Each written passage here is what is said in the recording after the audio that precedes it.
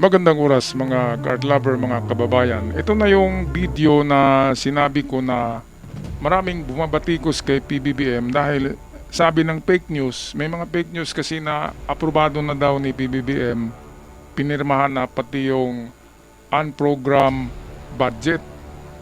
Mali pala yun talagang fake news. Kasi mismo si PBBM ang nagveto. Ibig sabihin ng veto ay pumigil na ipamimigay yung unprogrammed budget sa mga nagre-request nito, sa mga nag-wish, di ba? Kaya nga merong wish list ng mga senador at congressman para makakuha sila doon sa unprogrammed budget na napakalaki rin 95 billion yata ang pondo ng unprogrammed budget. 95 billion kung hindi ako nagkakamali. Mahina ang memorya ko Kaya ito ang ginawa ni PBBM. Binito niya, pinigilan niya yung pag-release ng unprogrammed budget sa mga request ng mga ahensya, ng mga congressman, senador at kung ano-ano pa. Pero meron siyang mga ahensya na binigyan ng unprogrammed budget dahil kailangan. Katulad ng PhilHealth.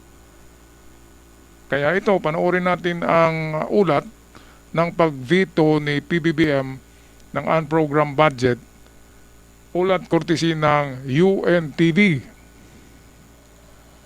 Monica, abot sa 92.5 billion pesos sa ilalim ng unprogrammed appropriations. Monica, abot sa 92.5 billion pesos sa ilalim ng unprogrammed appropriations ang vinito ni Pangulong Ferdinand Marcos Jr. sa 2026 General Appropriations Act. Ayon kay Executive Secretary Ralph Recto, kabilang sa mga item na navito ng Pangulo ay ang 6.8 billion pesos na budgetary support sa government-owned or controlled corporations o budget na hiningi ng budgetary support to GOCC, 6.8 billion, meron ding 4.3 billion ng Comprehensive Automotive Resurgence, meron ding Insurance for Government Assets, 2 billion, walang kakwenta-kwenta itong Insurance for Government Asset. Bakit i-insured nyo pa yan? Yung mga insurance naman ay hawak naman ng gobyerno, di ba? Insurance company. At least, magkano bang nabawas dito na hindi na ibigay sa mga magnanakaw? 6 plus 4, 10 plus 2, 12 billion. At least 12 billion ang nabeto na budget for unprogrammed. Yung hindi pa nabigyan ng programa kung sinong mabigyan. So, pinigilan ni PBBM, pinigilan. Yan ang magandang balita dahil hindi lahat binigay. So medyo nakatipid na kaagad ang gobyerno. Okay, patuloy tayo sa balita. GOCCs, gayon din ang local government shares na nagkakahalaga ng 14.6 million pesos. GOCCs, gayon din ang local government shares na nagkakahalaga ng 14.6 million pesos. Kasama rin sa vinito ang 4.32 billion pesos para sa Comprehensive Automotive Resurgence Strategy Program o CARS program, insurance sa government assets na 2 billion pesos. Hindi rin kasama sa naaprubahan ang para sa Revitalizing the Automotive Industry for Competitiveness Enhancement o RACE program, 35 billion pesos para sa Government of the Philippines o GOP counterpart of foreign assisted projects at 43.2 billion pesos na payment sa personal services ito requirements. Ito pala yung kaya nauubos ang pera ng Pilipinas dahil kahit unprogrammed budget ay meron sila tong humihingi ng budget galing kukunin yung pera sa unprogrammed sa parang reserba na pera ng gobyerno sa pagdating ng emergency. Yan yung purpose ng unprogrammed budget. Ngayon, meron palang mga ahensya na humingi payments of personnel services requirements. Ay nako, ang lagi-lagi pa 43 billion. Napakahayop. Ano ba yung payment of personnel services requirements? Saan ba yan mapunta? Ito, counterpart in foreign assisted projects. Counterpart tayo kagaya ng JICA of Japan, di ba? JICA of Japan ay ang dami-daming nakukuhang gold niyan eh. Yan ang mga treasure hunter ng Japan, JICA. Pero ang Pilipinas ay nag-counterpart pa rin dyan kahit gumagawa yan ng mga kalsada sa kabundukan. Kaya nga ang JICA kapag gumagawa yan ng project sa mga kabundukan talaga yan. Kasi pinagbubuldos nila yung mga bundok para tamaan yung mga binaon ng mga Hapon. And then kung mayroong malalim, bubutasin nila yung bundok, gagawa kunwari ng daanan ng mga sasakyan, bubutasin yung bundok, pero tatamaan pa rin yung mga binaon ng Hapon. Kaya nga, okay naman kasi pinagpaguran nila yun. JICA ng Japan. Maraming na-donate yan na project sa Pilipinas. Pero katumbas noon ay recovery of World War II treasures ng Hapon. Pero ito pinagtataka ko, competitiveness enhancement for automotive industry. Nagipagkarera ba tayo? Competitiveness eh. Meron ba tayong mga sports car na display natin na i-compete natin sa Europe, sa mga Italian cars? Wala naman. Bakit hihingi sila ng 250 million ba to o billion? Kaya nauubos talaga ang pera ng Pilipinas dahil sa ang daming hindi na buhaya ang tawag dyan eh. Ang tawag dyan ay yung mga taong grasa na nanghihingi sa kali na gumaganon. Pahingi, parang ganon eh. Pahingi ng budget, pahingi naman program. Parang ganon yung ano na pala ang tawag sa kanila ngayon. Itong mga beggars, ano ba yan sa Tagalog yung beggars? Mga beggars gumaganon, di ba? Nangihingi, makalilimos. Sa Bisaya, makalilimos na pala ang mga ano, di ba? Mga opisyalis ng ahensya ng gobyerno, congressman at senador, lahat eh. Lahat, pati mga chief ng mga agency, ng mga departamento, nangihingi ng budget galing sa program budget ng ating bayan, ng ating bansa. Grabe. Pero nagtaka ba kayo saan galing ang pera? Of course, galing yan sa, hindi lang yan galing sa mga nagtatrabaho na katulad natin na tax. Kundi galing din yan sa mga value added tax sa mga binibili ng kahit bata na bumili ng lapis, ng ballpen, ng notebook, kahit grade 6 na marunong nang bumili ng kung ano-ano sa grocery. Lahat ng mga produkto na yan may value added tax, mapunta yan sa gobyerno, yung value added tax. So hindi lang professionals ang merong tax, hindi lang businessman, kundi ang mga bata na umpisa na marunong bumili. Lahat ng mga yan ay may mga ibinigay na tax sa gobyerno. Kaya napakarami ng pera natin pinagnanakaw nga lang. Okay, tapusin na natin yung video courtesy ng the UNTV. Services requirements. Dahil dito, 3 items na lamang ang natira sa unprogrammed appropriations. 3 item na lang ang natira. Tatlo na lang. Support to foreign assisted projects, 97,305 million. Revised AFP modernization program na 50 billion. At risk management program na 3.6 billion.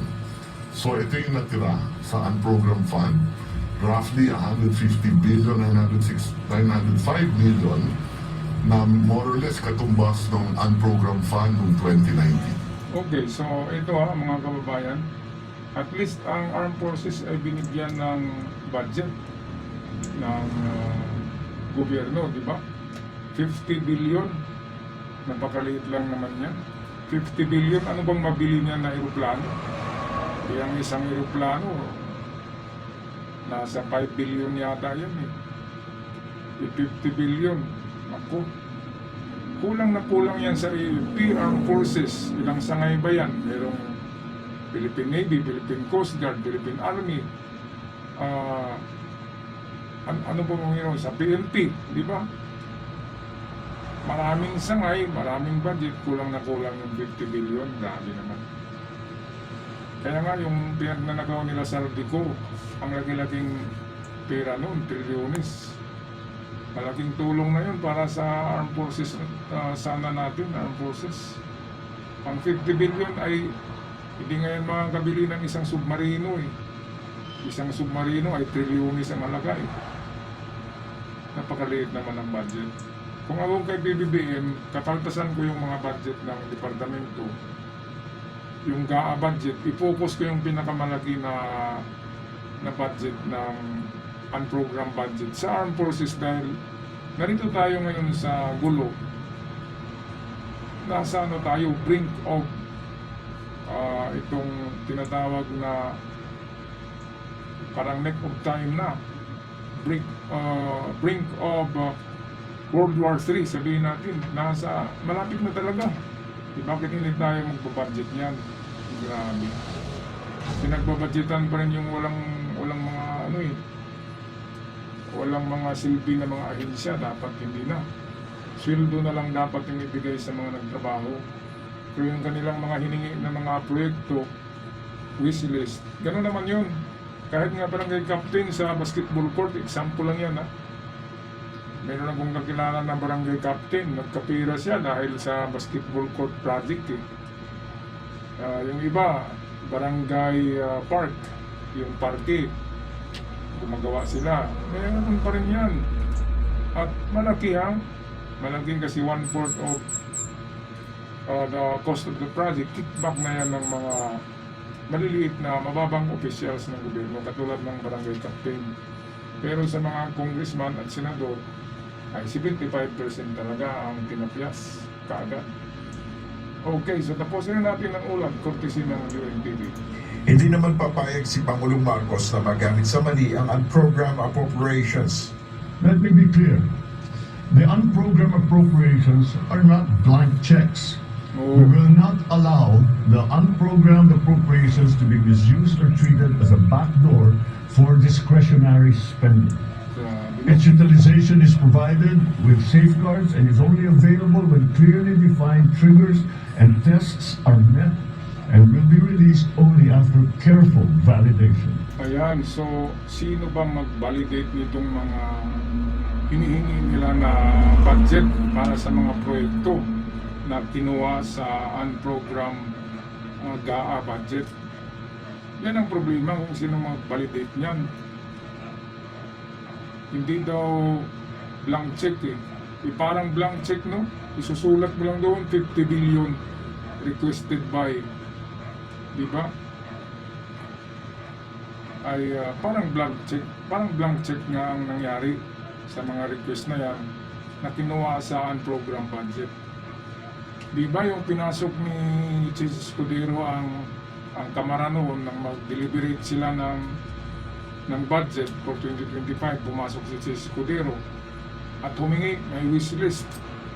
Kaya nga 142 billion eh ang napunta daw kay Chis Escudero at hinati-hati naman ito ni Chis Escudero sa iba pang mga pinagbigyan niya ng project na yun. Parang pork barrel kasi yan eh.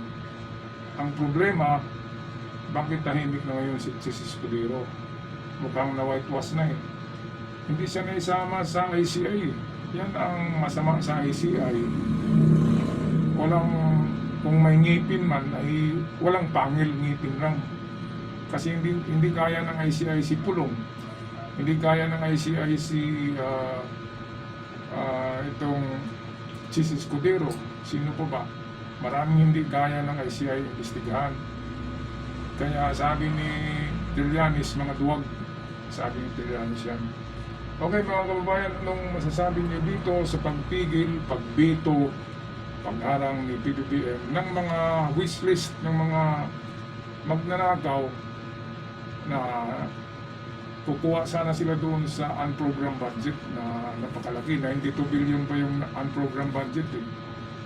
Pero binito na kaagad ni PBBM. At sabi ni Recto ay merong reserba ang unprogrammed budget, malaki ang naiwan ang remainder kasi binito nga eh. 4 na request ang hindi pinagbigyan mga kababayan.